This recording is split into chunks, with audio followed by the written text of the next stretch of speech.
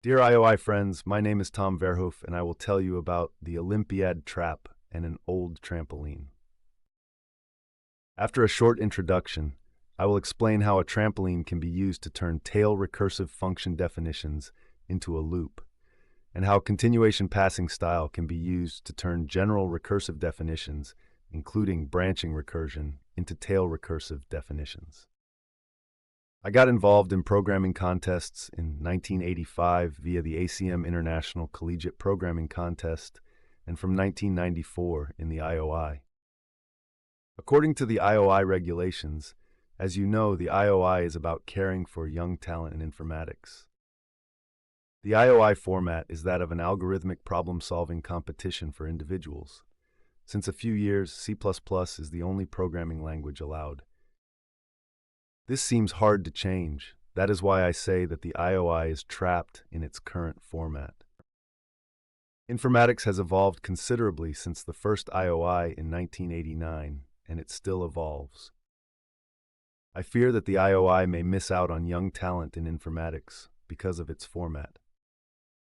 A possible way to counter this is by paying attention to other aspects of informatics, such as functional programming, which offers an intriguing paradigm for computation. I will walk you through some simple examples. Consider the problem of computing triangular numbers. Given natural number n, 2ION returns the sum of the numbers n down to 0. Here you see a recursive definition for try n. It has linear recursion, thus try n uses n plus 1 levels on the stack.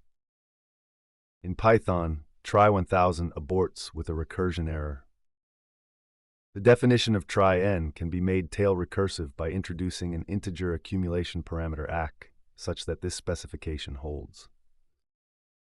It is now easy to derive a tail recursive definition for try ac. Instead of doing the tail call and creating a new stack frame, you can update the parameters and loop back using a while statement. Now try loop 1000 works as expected, but this manual rewriting of code is error-prone. There is a more systematic way. Instead of doing the tail call, it can be made lazy by wrapping it inside an empty lambda, that is, by returning a function without arguments. Client code can call the returned void function to resume the suspended tail call. Is try-ac lazy recursive? You might think so, because its definition contains a call to try-ac lazy. But it is not, because that tail call is suspended. It is treated as data. To make try-ac lazy compute triangular numbers, we can use a trampoline, which repeatedly resumes the suspended tail calls. Together with the generic trampoline, the stack is not loaded, and it can compute 1000 without overflowing the stack. The recipe is simple. Insert an empty lambda before every tail call. The generic trampoline then turns lazy tail recursion into a loop. There is now only one loop, which can handle all lazy tail recursive functions. The trick with the accumulation parameter will not always work to get a tail recursive definition. In particular, it will not work in case of branching recursion. But continuation passing style CPS works quite generally. Here's the generalization of try with an accumulation parameter again. This can be further generalized by introducing a continuation parameter cont, which is a function to be applied to the result. It is now straightforward to calculate a tail recursive definition. The work that needs to be done after the recursive call can be composed into the continuation.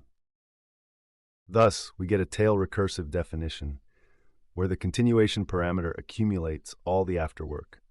In the base case, the continuation is finally applied to the base value. Note that in the tail call, the continuation isn't called, but is treated as data. Using the earlier recipe, this definition can be made lazy. Note that there are 3 tail calls to be made lazy.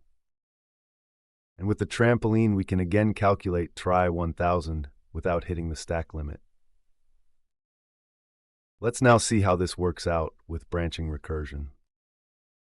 Let tree be a binary tree type, being either a leaf with an integer value or a node that forks into a left and a right subtree. Summing all values in such a tree is done by the recursive function total.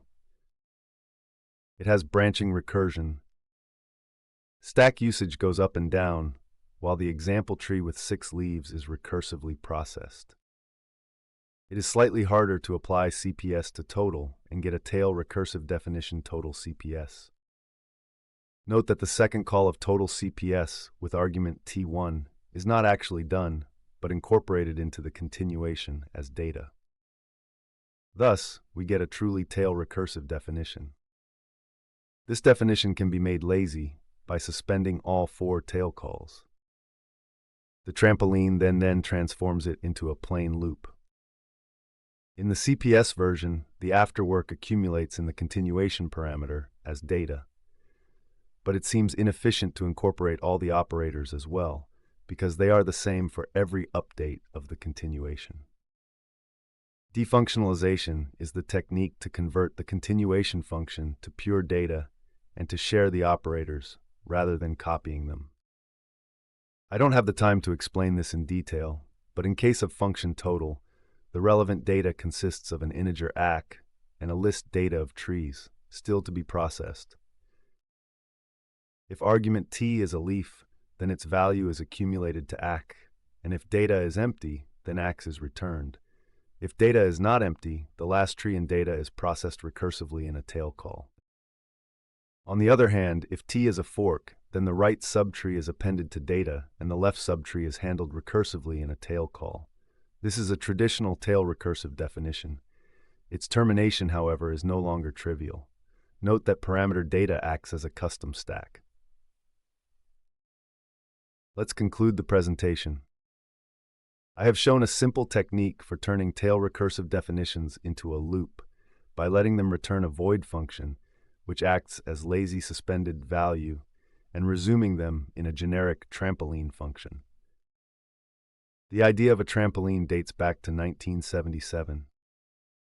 Next, I have shown how continuation passing style, CPS, can transform general recursion into tail recursion via a continuation parameter, which is a function that accumulates all the afterwork. This transformation is actually also easy to carry out algebraically by calculation. The idea of CPS dates back to 1964 to the Mathematical Center in Amsterdam, where also Python was invented. Note that CPS does not always work, although this does not seem to be widely known. Continuations can be defunctionalized to improve efficiency. Also, this can be done by calculation. Further details can be found in my article. I hope that I have convinced you that functions are powerful computational building blocks when used cleverly. Unfortunately, many modern languages, including C++, don't support the full power of functions. Thank you for your attention.